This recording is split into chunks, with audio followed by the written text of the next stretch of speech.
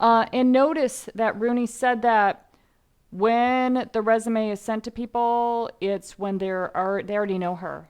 I would have been referred to people Yes, thank you. and they know me or they get like, so with Yeah. this job that I got, the last show that I was on, Daisy Jones and the Six, one of the PAs that I was working with had worked with this AD in Connecticut when she first started earlier in the year.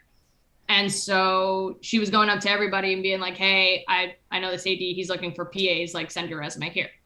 So I sent my resume, and then he emailed me back a couple days later. This was before I talked with him on the phone. He emailed me a couple days later, and he was like, "Hey, just letting you know we filled all the positions, but you have a great resume. Like, you'll definitely be hearing from us when we need extra people."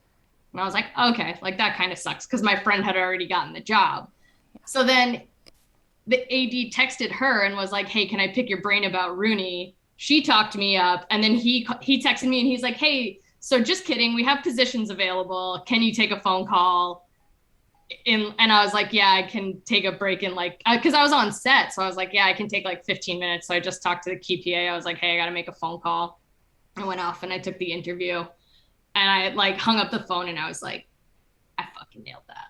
It was one of those where I didn't have a lot of time to prepare. And I think that actually worked to my advantage because I didn't overthink it. Yeah. So, like, basically, all I did was like, I looked over my resume. And that's really all the prep that I need. Because I look at my resume and I say, wow, I've worked on a lot of really amazing shows. And I have like, I know what I'm doing. So I need to just like talk myself up, have confidence. And I didn't have enough time to like think myself out of being confident. So I think that worked to my advantage.